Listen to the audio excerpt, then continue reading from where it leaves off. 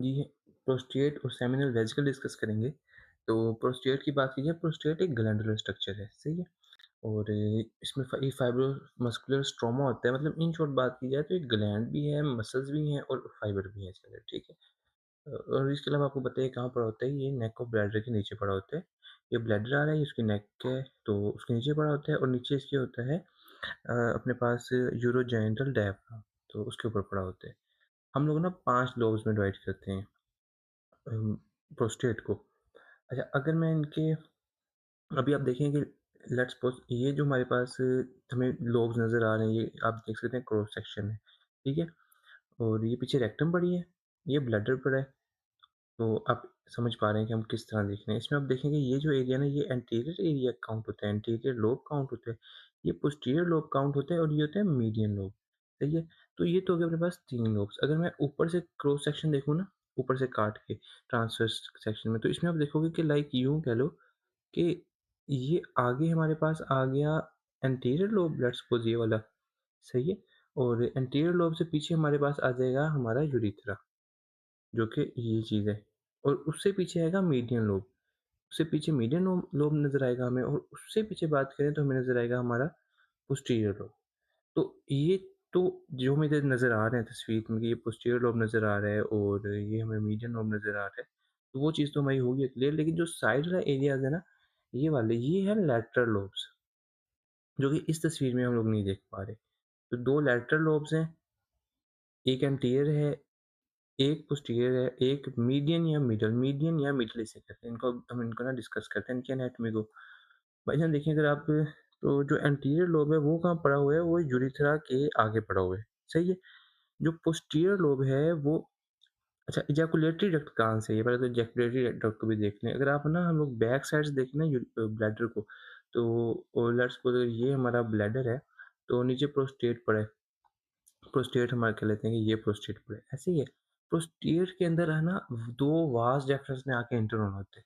Prostate के अंदर vas deferens में आके एंटर होना होता है। आपको पता है कि नीचे टेस्टिस है, टेस्टिस से एपिडिडीमस, एपिडिडीमस से वास डेफरेंस आके इस तरह प्रोस्टेट में इंटर होती हैं। और जो वास डिफरेंस है ना, इनके साथ में सेमिनल वेसिकल्स लगी होती हैं, सेमिनल वेसिकल्स होती हैं। खैर फिलहाल हमारा सेमिनल सेमिनल वेसिकल्स से कंसर्न नहीं है, जो ये वास डिफरेंस है ना, ये अंदर जाती है प्रोस्टेट के एज इजैकुलेटरी डक्ट्स, ठीक है? इजैकुलेटरी डक्ट्स अंदर जाती हैं और जाके यूरेथ्रा में ड्रेन करती हैं, सही है? तो ये 2 होती हैं, डबल होती हैं, जबकि हम लोग जो तस्वीर में देख पा रहे हैं वो 1 दिख पा रहे हैं। इज़ी? अच्छा जी, तो हम लोग डिस्कस करेंगे मीडियन लोब, मैंने आपको क्या बताया कि कहाँ होगा? एक यूरेथ्रा, दूसरा इजैकुलेटरी डक्ट्स के दरमियान वाला जो लोब होगा उसे कहेंगे मीडियन या मिडल लोब। फिर अपने पास आ जाता है पोस्टीरियर लोब। पोस्टीरियर लोब होता है यूरेथ्रा और इजैकुलेटरी डक्ट्स के पीछे वाला एरिया, तो उसको हम कहेंगे पोस्टीरियर लोब, और बाकी अपने पास फिर लैटरल लोब आ जाएगा। हमारे पास लैटरल लोब्स कौन से हैं? जो कि साइड में पड़े होते हैं। फिर हमारे पास मीडियन लोब जो है ना, ये बड़ा इंपॉर्टेंट है। ये किस हवाले से इंपॉर्टेंट है? जो बीपीएच है ना, बीपीएच होता है इस एरिया से, मतलब जो बिनाइन प्रोस्टैटिक हाइपरप्लेजिया है, हम आगे जा चल के बीमारी पढ़ेंगे, तो उसमें ये एरिया ज़्यादा मेजरली ग्रो कर रहे होते हैं। सही है? ये एरिया ज़्यादाली ग्रो कर रहे होते हैं।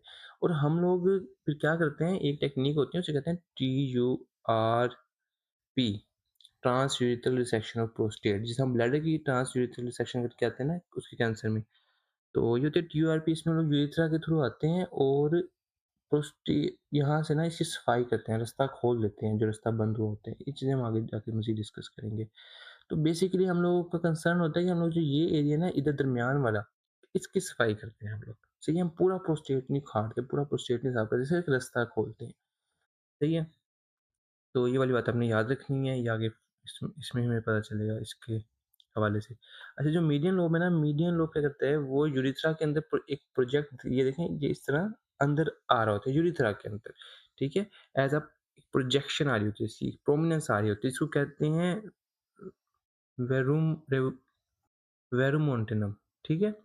वेरुमोंटिनम प्रोजेक्शन आ रही होती है, और ये भी इम्पोर्टेंट एक मार्किंग है, ठीक है? सर्जिकली इम्पोर्टेंट, इसको हम देखते हैं क्यों इम्पोर्टेंट है। सर्फेसेस की बात करें, सर्फेसेस सिंपल सी हैं। प्रोस्टेट की सुपीरियर सरफेस है जो कि बेस बनाती है, और जो नीचे वाली सरफेस है वो अपेक्स होती है। बाकी फिर साइडों पे इंफीरियर लैटरल सर्फेसेस आ जाती हैं। फिर अपने पास आ गया फेशियल रिलेशनशिप्स। अच्छा, फेशियल रिलेशनशिप्स का ये सीन है कि जो अपने पास प्रोस्टेट है, इसके ऊपर 2 कैप्सूल्स होते हैं। एक होता है ट्रू कैप्सूल, एक होता है फ़ाल्स कैप्सूल। अगर आप देखो तो ये जो आ रहा है ना, ये टाइट वाला साथ जो बिल्कुल साथ लगा हुआ है, ये है ट्रू कैप्सूल, ठीक है? ये है ट्रू कैप्सूल और जो ये कैप्सूल है ना, ये है फ़ाल्स कैप्सूल, ठीक है? जो ये वाला है, ये है फ़ाल्स कैप्सूल और इनके दरमियान में आप देख रहे हो वेन्स रन कर रही है। तो जो वीनस प्लेक्सस होता है ना प्रोस्टेट का, वो इनके दरमियान में रन कर रहे होते हैं। अच्छा, इनके लिए अब ये क्यों हमारे लिए इम्पोर्टेंट है? असल में ना यही वेनस प्लेक्सस इसमें ड्रेन कर रही होती है dorsal when of penis. Let's जब आगे इधर पेनिस आएगा ना, तो पेनिस की जो डोर्सल वेन है ना, वो इस इनके अंदर ड्रेन कर रही होती है। तो जब हम लोग प्रोस्टेक्टमी कर रहे होते हैं, एक प्रोसीजर पढ़ेंगे ट्रांसवेसाइकल प्रोस्टेक्टमी। ट्रांसवेसाइकल प्रोस्टेक्टमी में ये होगा कि हम ब्लैडर के थ्रू आएँगे और प्रोस्टेट निकाल देंगे। तो ट्रांसवेसाइकल प्रोस्टेक्टमी में हम लोग ख़्याल रखते हैं कि ये जो कैप्सूल को हम छोड़ देते हैं। ट्रू कैप्सूल को भी छोड़ते हैं, फ़ास्ट कैप्सूल को भी बचाते हैं और इनके अंदर वाली वेन्स को भी बचाते हैं।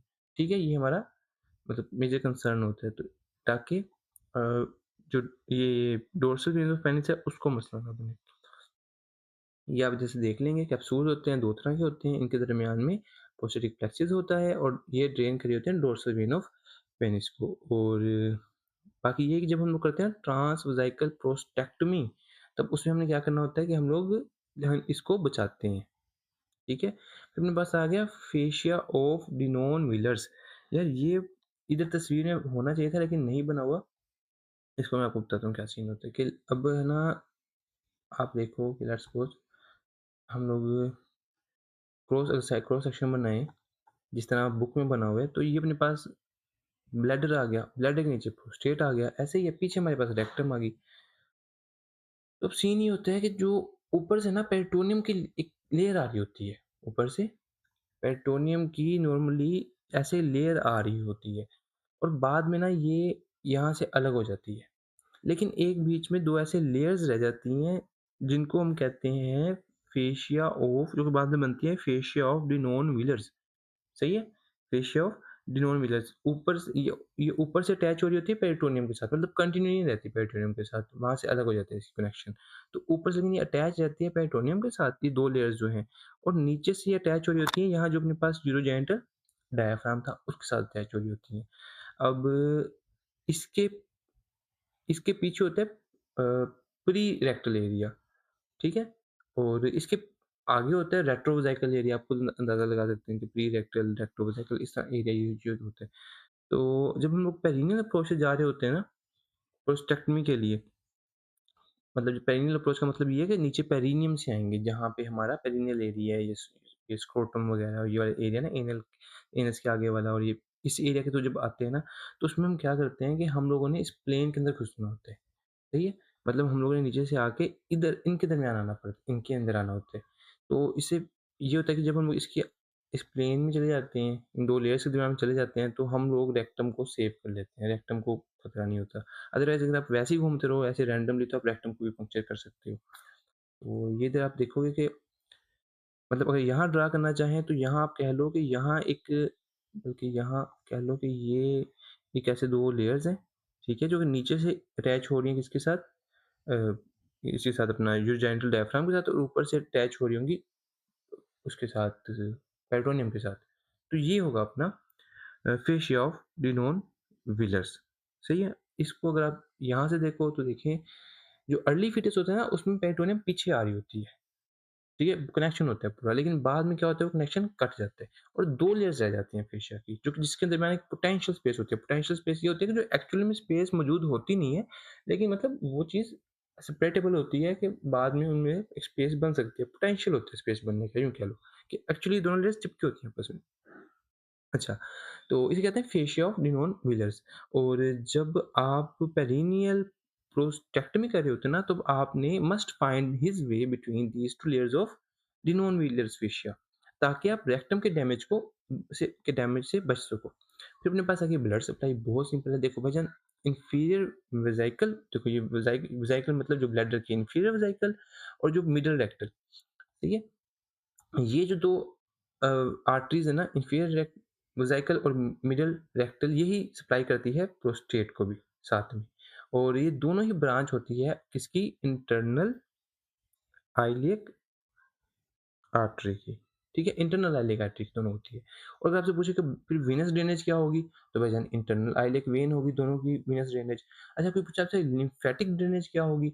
तो हमें पता है कि जिस तरह आर्टरी सप्लाई करती है ना, लिम्फैटिक ड्रेनेज ऑपोज़िट उसी तरह आती है। उल्टा-उल्टा उसके ना ऐसे। तो लिम्फैटिक ड्रेनेज कहाँ जाएगी सारी? आर्टरीज़ के along to the internal iliac lymph nodes. तो ये सारा अपने पास हो गया। अ, मिडल और इंफीरियर वेसिकल आर्टरी दोनों जाती हैं किधर? इंटरनल आइलिक आर्टरीज़ के अंदर। और वेनस ड्रेनेज है इंटरनल आइलिक वेसल्स के अंदर, लिम्फैटिक ड्रेनेज है इंटरनल आइलिक लिम्फ नोड्स के अंदर और नर्वस सप्लाई है इंफीरियर हाइपोगैस्ट्रिक प्लेक्सिस। ये इंफीरियर मोस्टली पेरिनियम को यही सप्लाई कर रहा होता है अपना इंफीरियर हाइपोगैस्ट्रिक प्लेक्सिस। फिर अपने पास आ गया सर्जिकल इम्पोर्टेंस। मीडियन लोब की इम्पोर्टेंस यार यही है कि मैंने आपको बताया कि जो बीपीएच होता है ना हमारा, बीपीएच में ये एरिया बेसिकली ग्रो कर रहा होता है मीडियन लोब। और हम लोगों ने इसकी सफाई करनी होती है बाय टीयूआरपी। तो टीयूआरपी के दौरान ना हमने इम्पोर्टेंट लैंडमार्क नज़र आता है कि मतलब आप तो यहाँ से आ रहे हो ना कैमरा लेके, आपको जब जाओगे आगे तो आपको ये नज़र आएगा, ठीक है?